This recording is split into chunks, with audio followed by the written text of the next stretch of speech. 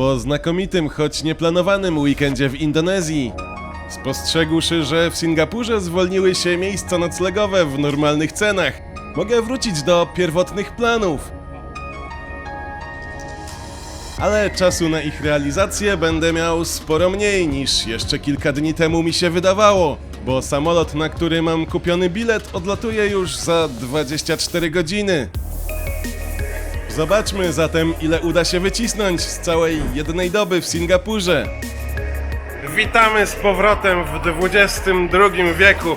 Nie to, żeby mi tutaj było jakoś bardzo źle, ale tak mi się ta Indonezja podobała, że kurczę, aż się tu dziwnie czuję z powrotem teraz. Jacy są zdyscyplinowani, obczajcie, wszyscy się tłoczą w tej pierwszej części metra, bo siadają po prostu po kolei jeden za drugim. Bez jaj, tam jest tłum. O, widać, a tu nikogo.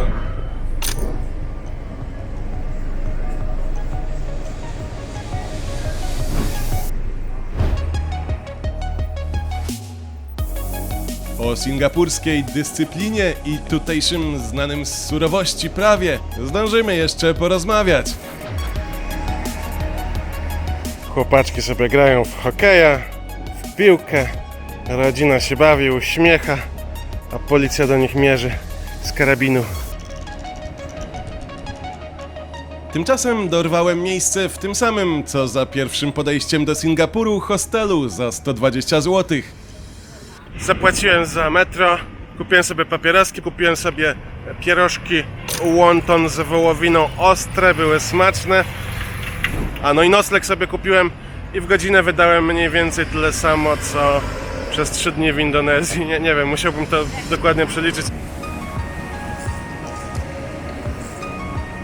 Witamy ponownie, czy poznajecie to miejsce? Tak, zalogowałem się w tym samym hostelu, zostawiłem tobu i w ten sposób wolny od wszelkich ciężarów mogę iść na miasto, na państwo, lecz nim to nastąpi, wystąpię po szybką, zimną przekąskę.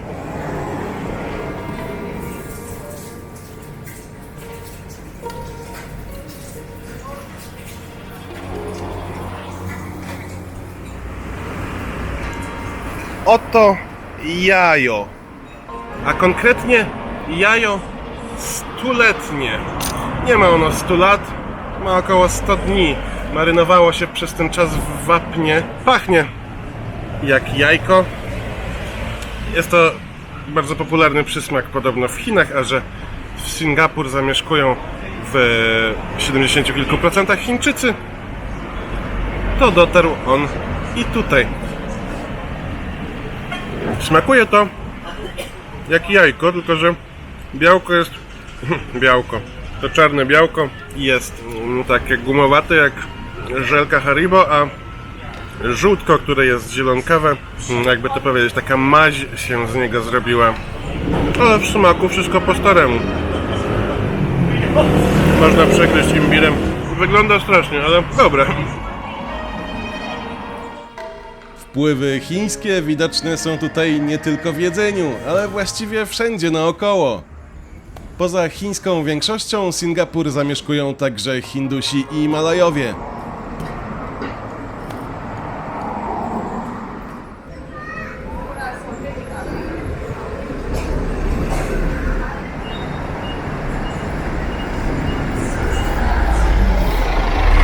Kurczę, jakoś źle się czuję na żołądku, nie wiem, czy zjadłem coś nieświeżego, czy o co chodzi. Jadę odwiedzić chyba najbardziej charakterystyczne miejsce na mapie Singapuru.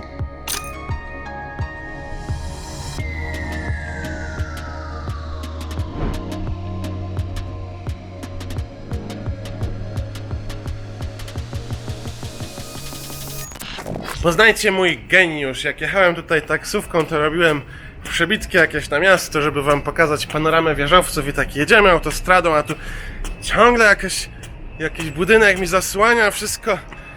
Mówię, nie będę nagrywał, bo całą panoramę miasta mi jakieś bydle zasłania. się okazało, że nie nagrałem najsłynniejszego budynku w całym Singapurze, bo to właśnie on mi zasłaniał, tylko że z bliska nie zauważyłem, że to właśnie on.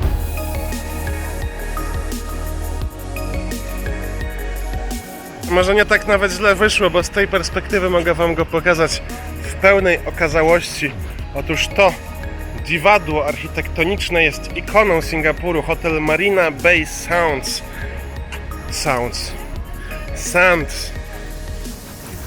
jak piasek. Ledwie 55-piętrowy, śmieszne maleństwo, ale wygląda ciekawie. Na jego szczycie znajduje się największy bodaj rooftop z basenami, z restauracjami, z ogrodami na świecie. Niestety wejście nań przysługuje jedynie hotelowym gościom, a ja takim nie zostanę, dopóki więcej reklam nie obejrzycie. Chciałem was poinformować o takiej ciekawostce, że Singapur jest drugim najgęściej zaludnionym państwem świata po Monako. Na powierzchni niewiele większej od powiatu sandomierskiego mieszka sobie aż 5,5 miliona ludzi. I właśnie chciałem zilustrować wam tę zależność przykładem jakiejś, nie wiem, zatłoczonej ulicy, jakichś tłumów otaczających mnie z każdej strony, w związku z czym udałem się do centrum, pod najsłynniejszy budynek miasta.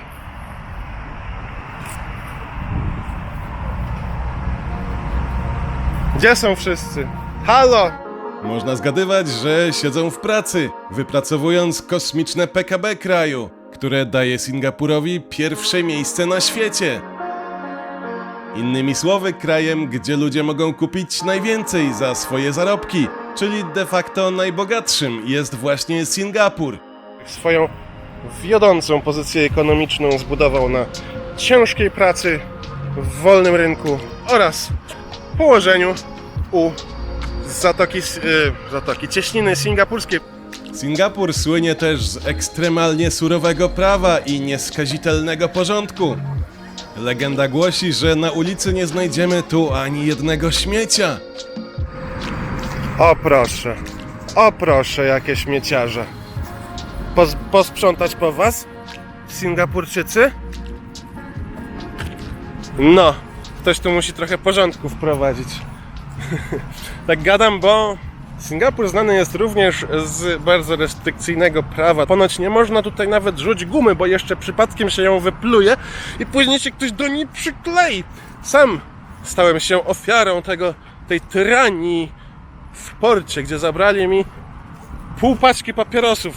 Tak by ich bolało, gdybym sobie przywiózł ze sobą z Indonezji takie smaczne. A tutaj mi tylko gówno jakieś sprzedają, takie masówki, jak wszędzie. Dość popularnym zabiegiem wobec niestosujących się do miejscowego prawa jest zabicie ich. Jeśli ktoś w mniemaniu sądu nie zasłuży sobie może aż na to, może też dostać kijem na przykład po dupie. Z tą gumą to coś mi się wydaje ściema. I poniekąd istotnie, za samo rzucie gumy nic nam tu nie grozi. Zabronione jest za to jej sprzedawanie i importowanie. Ale jak już tak nie chcą, żeby ktoś śmiecił, to mogli jakiś śmietnik dać, bo teraz pozbierałem po kimś i będę z tym łaził cały dzień. A jak wyrzucę, jeszcze mnie ktoś przyuważy i pomyślą, że to mój śmieć. I 200 kijów w dupę dostanę. A tak serio to na karę chłosty nie załapiemy się samym śmieceniem.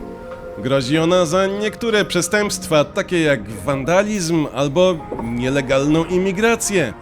A jej maksymalny wymiar to 24 uderzenia. Cóż, nie mnie osądzać systemy prawne innych krajów. Pokazuje świat taki, jakim jest. Miejsce, w którym teraz się znajdujemy, to słynne ogrody botaniczne Gardens by the Bay. I myślałem, że skoro są tak słynne, to są również bardziej oblegane. Można się poczuć jak w dżungli. Tylko jakiś dziwny gatunek drzew tu rośnie.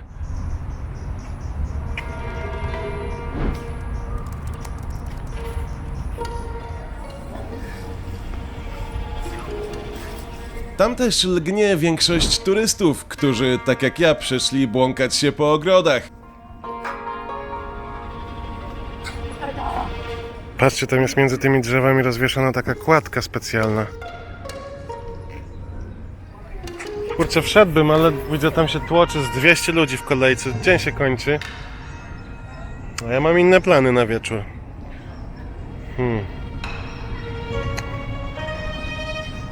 No to jest to, no albo Indonezja, albo Singapur.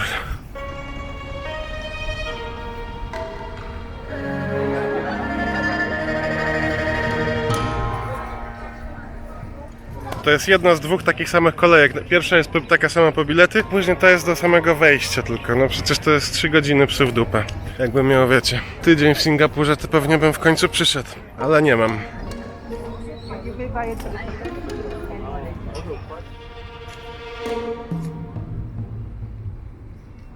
Tak z ciekawości obczaiłem sobie, ile kosztują pokoje w tym hotelu Marina Bay Sands. Od 2500 do 4700 zł za noc poza sezonem. Po co mi było jechać do tej Indonezji? Przecież mogłem się tutaj przekimać. Najdroższe apartamenty potrafią kosztować nawet 100 000 złotych za noc. Ale w tym terminie najwidoczniej są już zajęte. Cóż, będę musiał obejść się smakiem.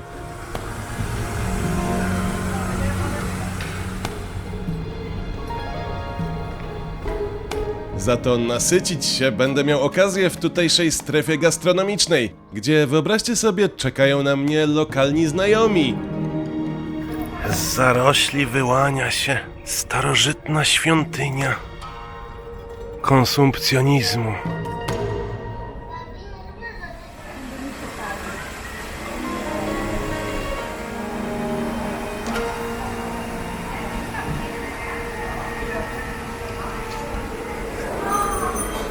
Kurczę, jak to się stało, że mogłem spotkać tutaj znajomych? Could you tell your names? I'm Sarah. Excel. Poznaliśmy się dawno temu na Islandii i kto by pomyślał, że dzięki temu będę miał teraz okazję zjeść kolację w miłym towarzystwie. So this is stingray. This is Yangzhou Chao Fan. This is what? Yangzhou Chao Fan. Okay. Rice. And this is stingray, barbecue stingray. Płaszczka z grilla. This is fried chicken. Satay, that's pork, and I think that's chicken. Yeah, and This peanut rice- sauce. Yeah, peanut sauce, and this rice is actually called ketupat. Uh-huh. Once again? Ketupat. Okay. This is lala, Lala. and white bee hoon. Okay. Czyli jakieś muszelki. And this is tiger. Najbardziej mnie zastanawia płaszczka z tego zestawu. Nie uwierzycie, smakuje jak ryba. Ale dosyć dobra ryba. Po zmroku turyści, ale też Singapurczycy tłumnie gromadzą się pod tak zwanymi super drzewami, które o tej porze ożywają. Razem z całą okolicą tworzą ikoniczną panoramę Singapuru, gdzie zwłaszcza w nocy możemy poczuć się jak w świecie przyszłości.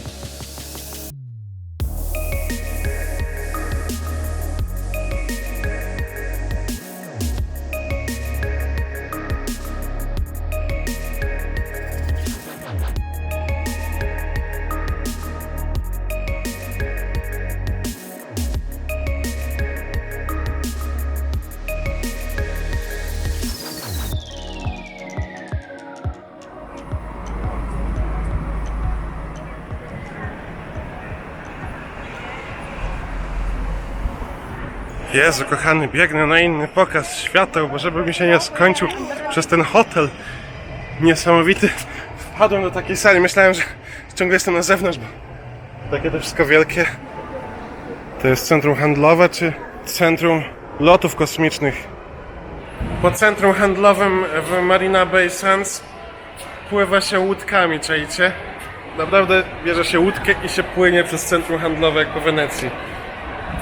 Znaczy teraz się nie płynie, bo jest poniedziałek i jest późno, więc już nikt nie pływa, ale widziałem na filmach, że ludzie naprawdę tych łódek używają do poruszania się po centrum handlowym.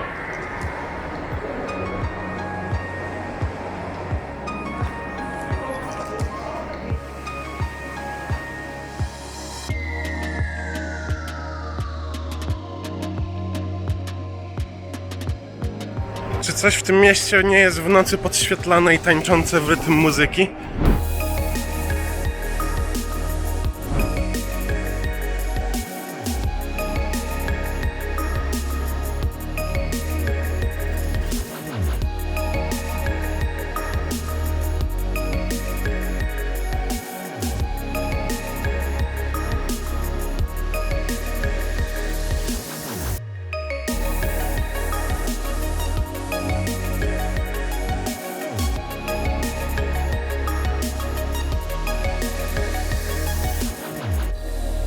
Zmierzając na lotnisko, w większości miejsc świata można by na tym zakończyć film i się pożegnać.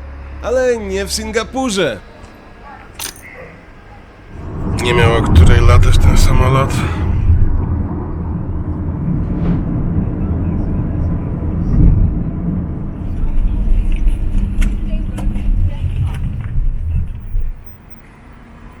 Zazwyczaj, kiedy kupuje się bilet na samolot, to później linie lotnicze wysyłają milion powiadomień, że trzeba być 2 godziny przed wylotem na lotnisku, 3 godziny. Najlepiej cały dzień tutaj spędzić w namiocie i w większości przypadków jest to po prostu marnowanie czasu, bo później przesiaduje się przed bramką jak idiota godzinami. Natomiast w przypadku lotniska w Singapurze myślę, że te 2,5 godziny przed wylotem, jak tutaj przybyłem, może okazać się za krótko. Lotnisko Changi rok po roku zdobywa nagrody dla najlepszego lotniska na świecie.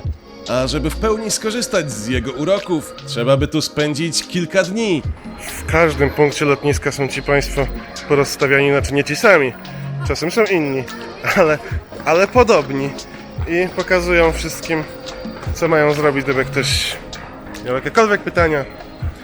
W minutę załatwione, co tylko chcecie. Przystanek autobusowy, z którego odjeżdża się do różnych innych części lotniska. Tak, autobusy lotniskowe mają swoje rozkłady jazdy, takie małe dworce na terminalach z wyświetlaną datą odjazdu, godziną odjazdu i tak dalej, i tak dalej. No normalnie jak na dworcu autobusowym, tylko po to, żeby po lotnisku sobie pojeździć.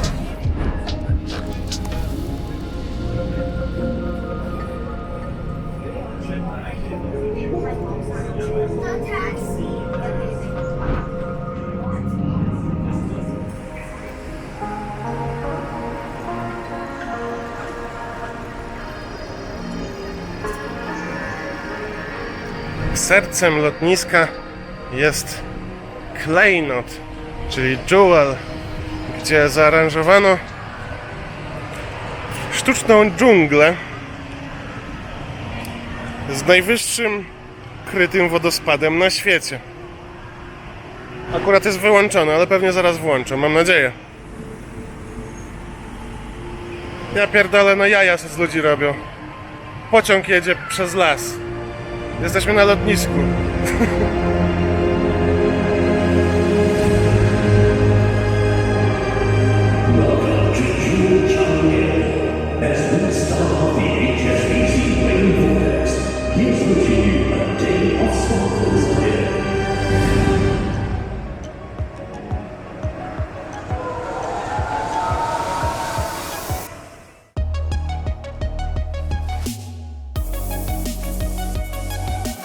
Oprócz makiety lasu deszczowego, na lotnisku znajdziemy także basen na dachu, spa, kilka kin, galerię sztuki i wiele innych.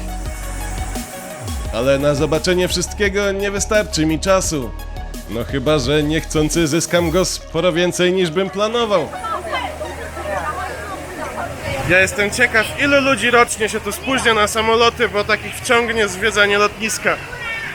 Żeby nie podzielić ich losu, muszę stąd spieprzać, bo za 40 minut mam odlot, a jeszcze na terminal trzeba dojechać.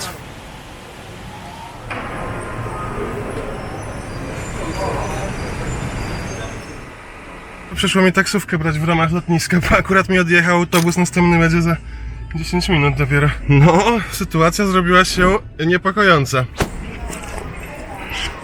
Jak to się uda, to będzie cud. Jezu, jak to zapachniało ładnie wszędzie. No trudno.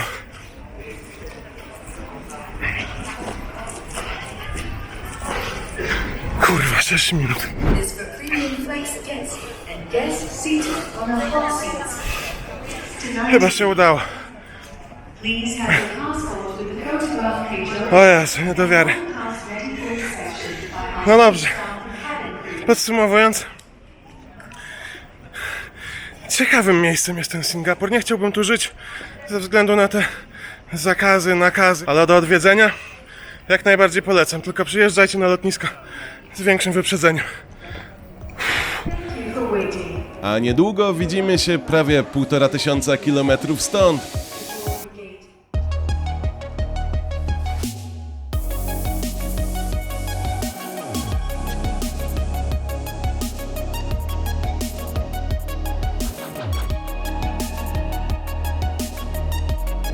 Jeśli Ci się podobało i chciałabyś lub chciałbyś jakoś pomóc w rozwoju kanału, to pamiętaj, że kliknięcie subskrypcji, łapki, dzwoneczka, napisanie komentarza, udostępnienie na pewno bardzo w tym celu pomogą, a jeśli z jakiegoś powodu Ci się nie podobało, to i tak zapraszam na następne odcinki. Może zmienisz zdanie.